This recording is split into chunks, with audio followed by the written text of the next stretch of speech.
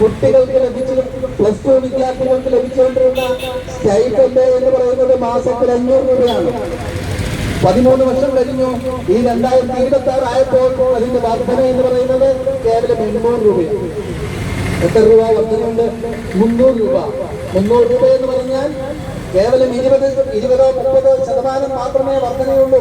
13 വർഷത്തിനുള്ളിൽ ഇവിടുത്തെ സർക്കാർ ജീവനക്കാരുടെയും പെൻഷൻകാരുടെയും നാട്ടുനടപ്പനുസരിച്ചുള്ള കൂലിപ്പണിക്കാരുടെയും കൂലി എന്ന് പറയുന്നത് 2 ഇരട്ടിയും 3 ഇരട്ടിയുമായിട്ട് വർദ്ധിച്ചിട്ടും വിദ്യാർത്ഥികളുടെ അവകാശപ്പെട്ട ഫണ്ട് വർദ്ധിപ്പിക്കുന്നതിനുള്ള യാതൊരു നിലപാടും ഗവൺമെന്റ് എടുക്കുന്നില്ല. ഇത് തന്നെയാണ് ഉയർന്നു പോകുന്നത്. ഇപ്പോൾ കോളേജ് റിസർച്ച് ആയിട്ടുള്ള വിദ്യാർത്ഥികളാണ്, എംഫിലിനും ഒക്കെ പഠിക്കുന്ന വിദ്യാർത്ഥികൾ ഡ്രോപ്പ് ഔട്ട് ആവുന്ന ഒരു സാഹചര്യമാണ് ഇപ്പോൾ ഉള്ളത്. എന്തുകൊണ്ടാണ് അവർക്ക് വിദ്യാഭ്യാസം നിഷേധിക്കുന്നത്? ഇങ്ങനെ ഏതാണ്ട് 180ഓളം വിദ്യാർത്ഥികൾ പഠിപ്പ് നിർത്തിപ്പോയി. നിങ്ങൾ ഇന്നത്തെ ന്യൂസ് കണ്ടതാണ്. നമ്മുടെ കാർഷിക കോളേജിൽ ഏതാണ്ട് 300% അവിടുത്തെ ഫീസ് വർദ്ധിച്ചു. ആ വർദ്ധിച്ച ഫീസ് കാരണം ഒരു കുട്ടി പിന്നാക്ക വിഭാഗത്തിൽപ്പെട്ട ഒരു കുട്ടിക്ക് ആ ഫീസുമായിട്ട് മുന്നോട്ട് പോകാൻ പറ്റുന്നില്ല. പഠനം നിർത്തി അവിടുത്തെ വിദ്യാർത്ഥി സംഘടനകൾ സമരമില്ല, ദേശീയമൊക്കെ സമരമില്ല. പക്ഷെ എനിക്ക് ചോദിക്കുവാനായിട്ടുള്ളത്, പട്ടിക വിഭാഗം വിദ്യാർത്ഥികളുടെ ഫണ്ട് അലർട്ട് ചെയ്യാതിരിക്കുമ്പോൾ അവരുടെ വിദ്യാഭ്യാസ അവകാശങ്ങൾ നിഷേധിക്കപ്പെടുമ്പോൾ ഇവിടുത്തെ SFIയോ KSUവോ ABVPയോ ഒരു വിദ്യാർത്ഥി സംഘടനകളും സമരത്തിലേക്ക് മുന്നോട്ട് വരുന്നില്ല. എന്തുകൊണ്ടാണ്? ഇത് നമ്മൾ മനസ്സിലാക്കണം. കാരണം നമ്മുടെ വിദ്യാർത്ഥികളൊന്നും കൊടി പിടിക്കുവാനും മുദ്രാവാക്യം പിടിക്കുവാനും പോസ്റ്റടിക്കാനും ഒക്കെ മാത്രം നമ്മൾ മതി.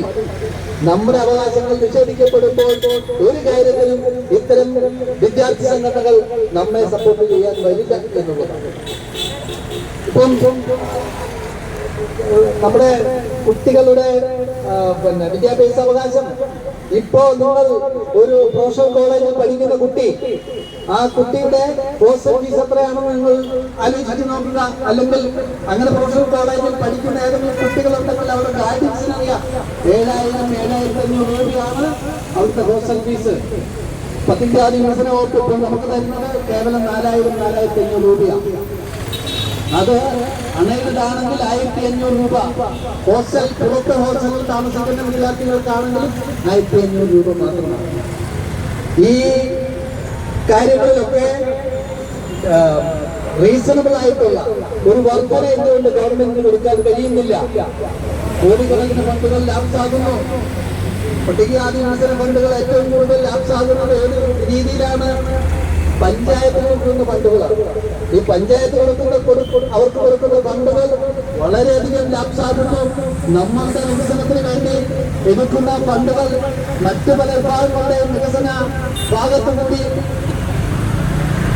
വികസിപ്പിക്കുകയും നമ്മളെ നോക്കുകയാക്കി നോക്കുകയും ചെയ്യുന്ന ചില പഞ്ചായത്തുകളുണ്ട്. അത്തരം നടപടികളൊക്കെ നിർത്തലാക്കണമെങ്കിൽ വളരെ ശക്തമായ രീതിയിൽ ഈ കാര്യത്തിൽ നമ്മൾ ഇടപെടേണ്ടി